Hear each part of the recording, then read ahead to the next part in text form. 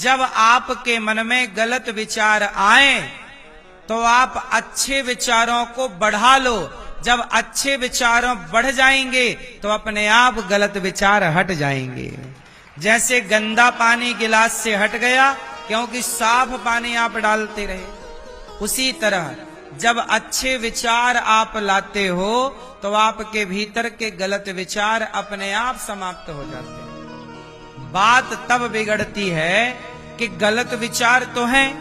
अब जैसे गिलास में गंदा पानी तो है, लेकिन आपने उसमें साफ पानी नहीं डाला तो वो गंदा पानी और गंदा होएगा, उसमें कीड़े पड़ जाएंगे।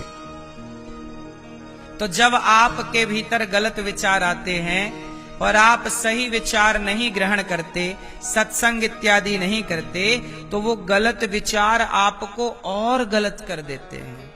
कीड़े पड़ने की स्थिति आ जाती है, मतलब आप बिल्कुल डिप्रेशन में चले जाते हैं, गलत गलत हरकतें करने लग जाते हैं, गलत व्यवहार आप करने लग जाते हैं।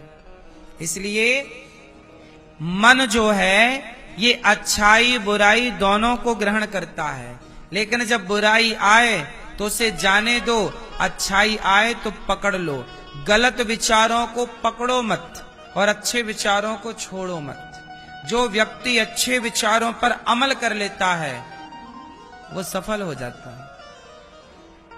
जैसे देखो, आप लोगों के अंदर विचार आते हैं, लड़कों के अंदर विचार आते हैं, चलो सिगरेट पी लें, चलो शराब पी लें, चलो दोस्तों के साथ मांस खा लें।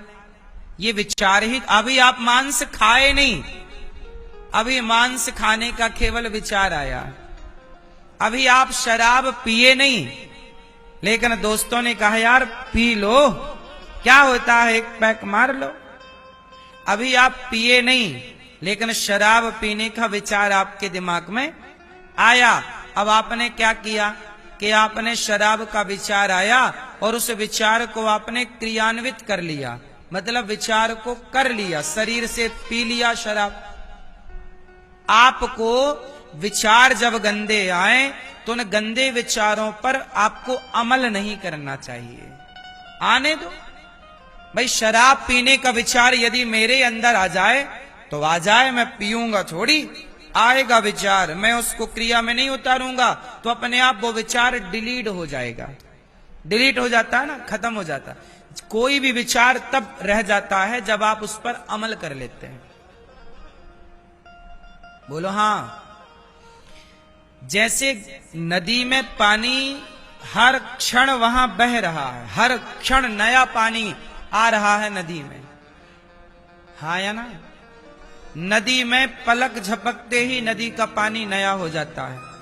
पिछले क्षण जो पानी आपके सामने था वो तो बह गया, अब जो पानी आप देख रहे हैं वो नया है।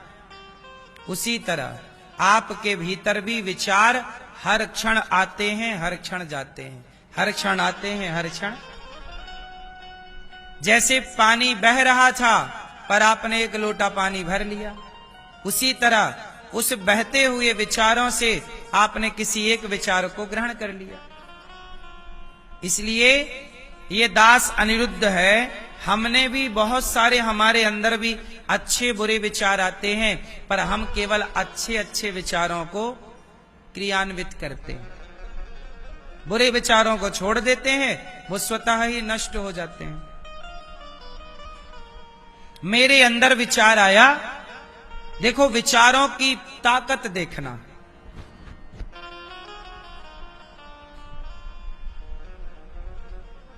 पंडित श्री मदन मोहन मालवीय जी के अंदर विचार आया कि मैं एक यूनिवर्सिटी बनाऊं। पहले बनाया नहीं, पहले बनाने का क्या आया, बोलो। उस विचार पर काम किया तो आज बना के दे दिया ना देश को।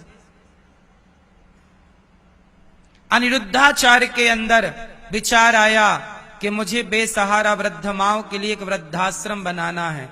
आश्रम तुरंत तो नहीं बन गया, पहले क्या आया, विचार आया, फिर हमने उस विचार को क्रियान्वित किया, उस विचार पर अमल किया, उस विचार को साकार करने का प्रयास किया और वो विचार साकार हो गया। वो विचार ये वृद्धाश्रम के रूप में आपको दिख रहा है। फिर मेरे अंदर विचार आया कि मुझे साधु संतों की सेवा करनी चाहिए। तो साधु संतों के लिए क्या करें? बोले भूखे संतों को रोटी खिलाएं। तो संतों को पेट भर भोजन गौरी गोपाल में मिले।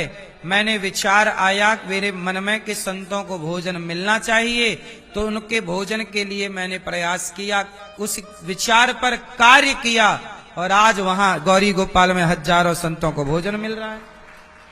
ये विचारों से ही तो चल रहा है। आज गौरी गोपाल में जो कुछ आपको दिख रहा है, आपको बना बनाया दिख रहा है, लेकिन उसके पहले के विचार हैं। बोलो हां। मेरे अंदर भी तो विचार आ जाता कि मैं शराब पीने लग जाऊं, गाड़ी में आज के लड़कों की तरह सड़क में गाड़ी चला रहे यदि मैं इन विचारों पर अमल करता तो आज मैं गाड़ी ऐसे ऐसे दौड़ा रहा होता।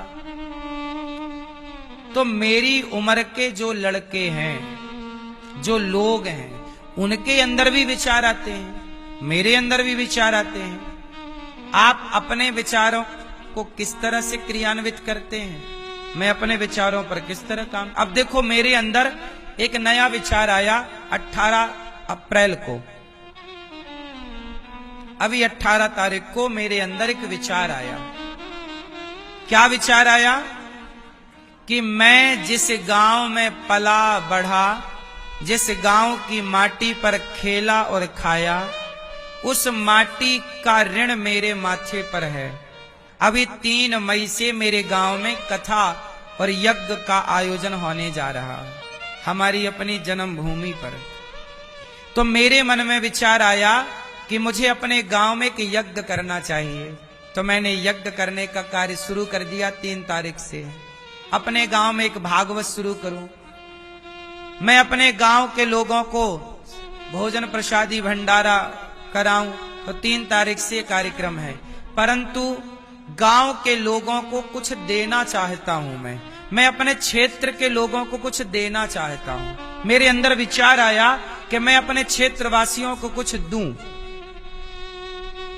जैसे आप लोग वृंदावन आते हैं तो आप लोगों को गौरी गोपाल में पेट भर भोजन मिलता है। मेरा भाव तो यही है कि मैं आप सबको कुछ ना कुछ दूं, देने का भाव है। जब मैं आपको देने का भाव रखता हूं ना, तब विधाता भी देने का भाव रखता है। क्या आप दे रहे हैं, इसलिए ईश्वर आपको दे रहे हैं। तो मेरे मन में विचार आया 18 अप्रैल को, मतलब अभी आज कौन सी तारीख है? 22।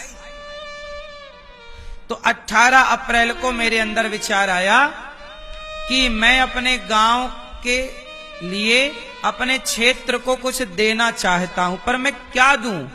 तब मैंने गांव वालों से पूछा कि भैया बताओ, आप लोगों को मैं कुछ देना चाहता हूं, अपने क्षेत्र के लिए कुछ करना चाहता हूं, बताओ क्या करूं?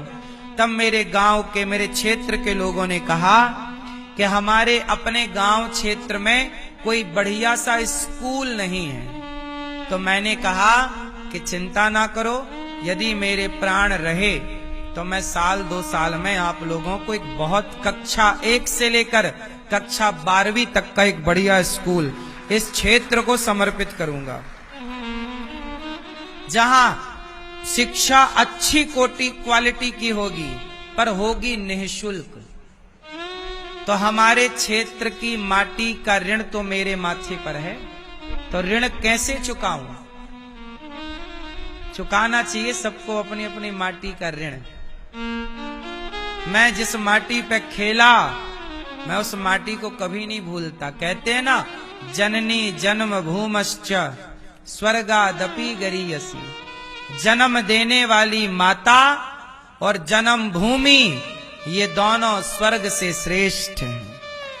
स्वर्गादपि गरीयसी, स्वर्ग से भी ज्यादा आदर सम्मान इन दोनों का होना चाहिए, अपनी माता का और अपनी जन्म भूमि का।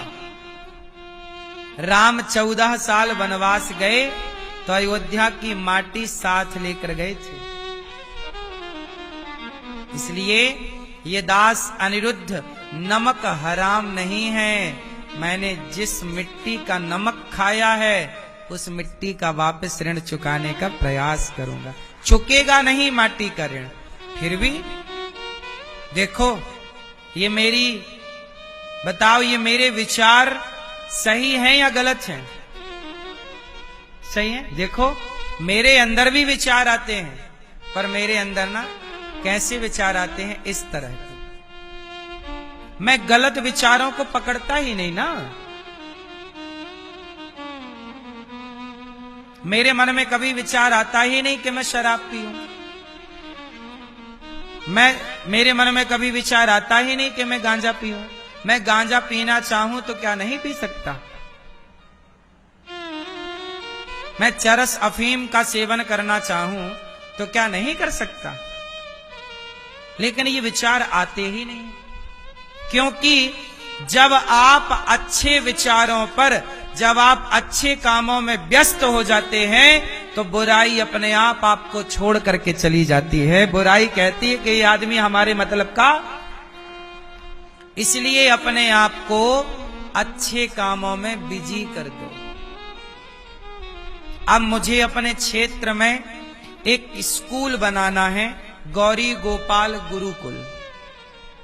कक्षा 1 से लेकर के कक्षा 12वीं तक, 12 तक। उसके बाद फिर जरूरत पड़ेगी तो कॉलेज भी बनाएंगे और जरूरत पड़ेगी तो यूनिवर्सिटी भी बनाएंगे। परंतु ये सब बाद का विषय है। अभी पहली प्राथमिकता है स्कूल की। अब उस स्कूल को बनाने में मैं आप लोगों से हाथ जोड़ के विनती करूं कि देखो, समाज के लिए मैसेज है। हमारे देश में जितने नेता हैं, मैं तो देखो सामान्य, मैं तो नेता नहीं हूं, मैं कोई बहुत बड़ा उद्योगपति भी नहीं हूं, बिजनेसमैन भी नहीं हूं, लेकिन मैं एक छोटा सा भिखारी हूं। आप लोगों से भीख मांग मांग कर वृद्ध माओं की सेवा करना। गौरी गोपाल गुरुकुल में 150 बच्चे पढ़ते हैं, गौ सेवा होती है, अखंड रसोई चलती है, संत सेवा होती है। और अब मैं आप लोगों से भीख मांग मांग कर एक स्कूल बनाना चाहता हूं। मुझे आप लोगों से ये कहना है कि जब मैं अपनी जन्मभूमि के लिए ये सब विचार रख सकता हूं, ये कर सकता हूं, तो हमारे देश का हर नेता अपनी अपनी जन्मभूमि को एक एक स्कूल बनाकर दे तो कितना कल्याण होगा इस देश का। लोग अपनी जन्मभूमि का ऋण नहीं चुकाते। मेरी बात सही है कि गलत है? वहां से नाम इज्जत लेके भाग जाते हैं, बड़े बड़े शहरों में, बड़े बड़े देशों में बस जाते हैं, पर अपने भूमि के लिए कुछ नहीं करते। करना चाहिए, बताओ, करना चाहिए कि नहीं करना चाहिए? जोर से। तो हमारे मन में जो विचार आया है वो सही है कि गलत है? तो आप लोग आशीर्वाद दो और आप लोग सहयोग करो। यदि गौरी गोपाल गुरुकुल, गौरी गोपाल स्कूल कक्षा 1 से 12वीं तक बना और यदि वो सफल रहा, वो हमारा पहला इस तरह का, अभी देखो स्कूल चलाने का मेरा अपना अनुभव नहीं, साल 2 साल तो मुझे अनुभव जोड़ने में लग जाएगा, क्योंकि हर काम का एक क्या चाहिए, बोलो, अनुभव चाहिए। तो यदि गौरी गोपाल स्कूल सफल रहा तो मैं आपको वचन देता हूं कि भारत के कोने कोने में मैं गौरी गोपाल स्कूलों की स्थापना करके भारत की शिक्षा में मैं एक नया परिवर्तन ला सकता हूं, यदि आप साथ दें तो। क्योंकि मेरे अकेले से कुछ ना होगा, आप सबके साथ की जरूरत है। आज हमारे देश में बच्चे तिलक लगाकर जाते हैं तो मिटा देते हैं, कलावा बांध कर जाते। आज भारत में 80% स्कूल किनके हाथों में चले गए? क्रिश्चियन लोगों के हाथों में। कॉन्वेंट स्कूल किनका है? क्रिश्चियनों का। आज पूरे भारत में 80% स्कूल कॉन्वेंट स्कूल के नाम पर क्रिश्चियनों के पास हैं। तुम्हारे बच्चे को पढ़ा कौन रहा है? क्रिश्चियन। जब क्रिश्चियन लोग पढ़ाएंगे तो वो तो गाय का मांस खाने वाले हैं, वो तो मांस खाने वाले, वो तुम्हारे बेटे को मांसाहारी बना देंगे।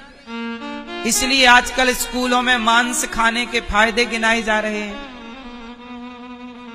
आजकल तुम्हारे बच्चे स्कूल में श्लोक नहीं बोल पा रहे हैं, लेकिन वो लोग क्रॉस वहां के देख लेना, जितने भी क्रिश्चियन स्कूल वाले टीचर हैं, सारे क्रिश्चियन स्कूल वाले टीचर क्रॉस लटका के बच्चों को पढ़ाते हैं।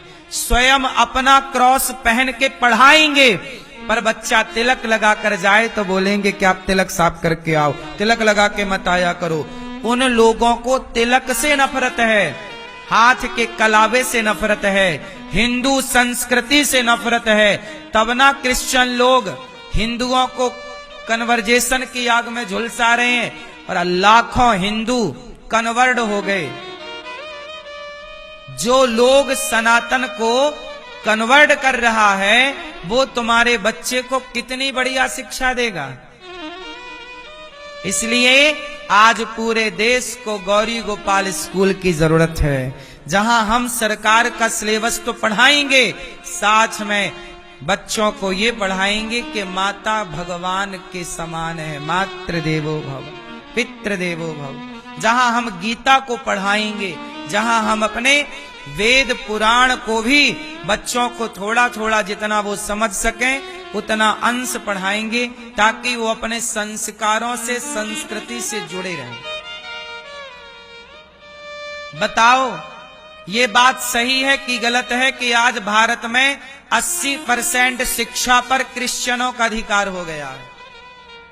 सारे गुरुकुल नष्ट कर दिए गए और स्कूल के द्वारा क्रिश्चियनों ने कब्जा कर लिया। सही है कि गलत है? अब हम यदि इस काम को करने के लिए आगे आएंगे तो हमें आप सबका सहयोग चाहिए होगा।